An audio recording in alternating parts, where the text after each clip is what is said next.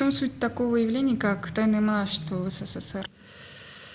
Дело в том, что это явление появилось фактически в эпоху советской власти, когда открытое принятие монашества означало не что иное, как арест. Арестовывали всех, да. Это одна сторона.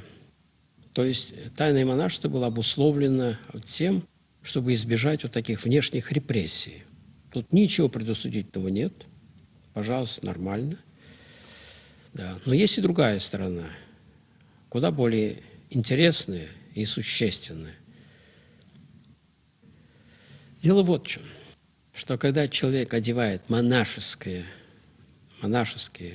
одежды, то он становится предметом, если хотите, повышенного внимания и даже чуть ли не определенного преклонения. Истинное же монашество чуждается этого, как мы говорили. Чурается этого, боится страшно, чтобы кто-то такой вдруг не поклонился мне. Вот.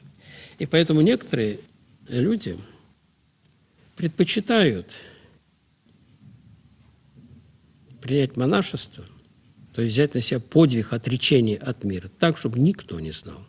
Знал только тот священник, который постригает его, и он, и все, и точка. Никто. Он ходит как светский человек, ведет, кажется, для внешних людей внешний образ жизни, но на самом деле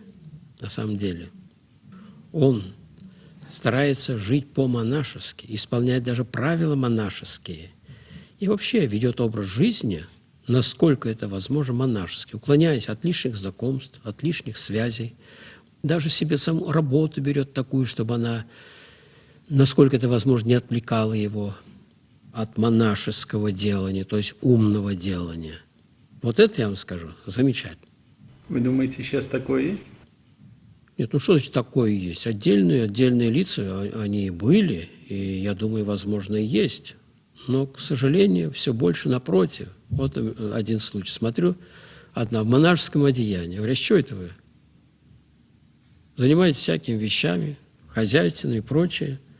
В мужском монастыре. Вдруг вы в монашеском одеянии, женщина. Я говорю, что это вы такое? Не понимаю вас. Патриарх благословил. Я говорю, а с чего это он благословил?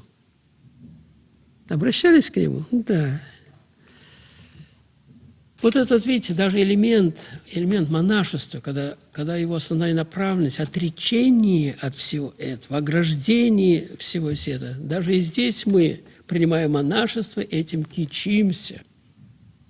Вы знаете, сейчас чуть ли не модой, не знаю насколько, но определенной даже модой становится, когда светский человек, вдруг какая-нибудь артистка или там певица или еще кто такой, вдруг принимает монашество. Принимает монашество, оставаясь в этой, я бы сказал, в этом ареале, вот этой мирской жизни. И обычно занимаются чем? Какой-то внешней деятельностью, там, социальной деятельностью и так далее. При чем тут монашество? При чем тут монашество? Монашество уйди. Как тот человек, который хочешь писать картины, уйди, пиши. Если ты будешь вращаться в обществе и не писать картин, то ты никогда художником не станешь. Так и монашество – это умное, повторяю, делание. Монашество превращается в форму тогда. В монашеском одеянии. Занимается там фестивалями всякими, там музыкальными, фильмиками, чем угодно. Что такое тогда монашество, простите? То есть люди принимают, абсолютно не понимая его, этого монашества. Даже не удосужились прочитать хотя бы 5-й том Игнатия Брянчанинова «Приношение современному монашеству». Даже этого не прочитали. В общем, остаются мирскими людьми, но зато в монашеском одеянии. Представляете, как здорово? И всего, ой, батюшка, ой, матушка. Смотрите, и я плыву от восторга, знаете, радость. Тайное монашество – это тех людей, которые подходят к этому в высшей степени серьезно. Как огня боятся человеческого преклонения, как мы уже говорили, человеческой славы. Никто не знает. Никто. Ни один человек. Но он живет, насколько это возможно, позволяет ему условия, и он создает их, насколько возможно, по-монашески. Это, я вам скажу, прекрасно.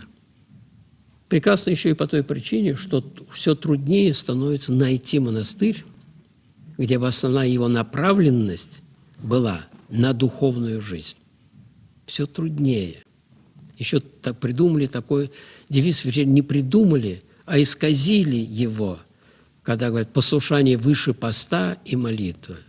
Забыли, о каком послушании идет речь, о том, о котором мы говорили.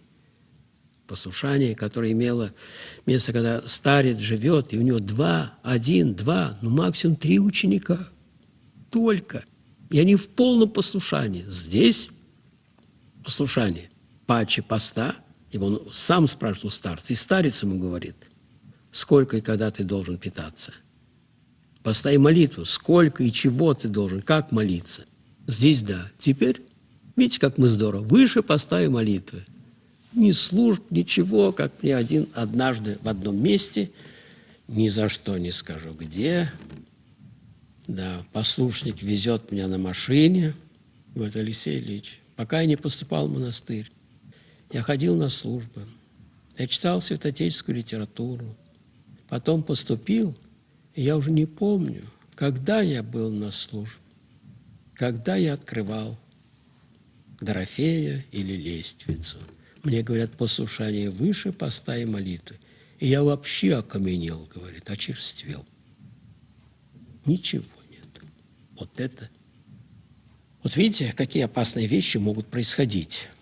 Какие, как кажется, девиз, ой, какой хороший, какая хорошая идея.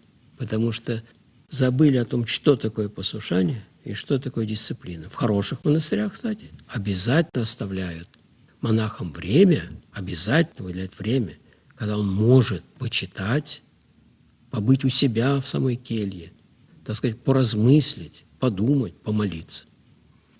Во многих монастырях это нет. Так что сейчас довольно трудно. Я боюсь сказать, что нельзя, я этого не знаю, но трудно найти, так сказать, монастырь, в котором была бы направленность на это, воспитать людей в чем? В святоотеческой духовной жизни. Дать им указать эти законы, открыть им, научить их этим законам духовной жизни. Это трудно. Да, но, конечно, не знаю, легче или нет, да, но некоторые тайно принимают, стараются. Но, правда, избави Бог, когда подходит эта тайная монахиня к причастию и говорит, «Тайная монахиня Хрисанфа». На весь храм, вообще слышали, что она тайная монахиня. А то вдруг кто не услышит, что она тайная монахиня. Вот это, конечно, уже... Это почти анекдот, но, к сожалению, иногда бывает в жизни.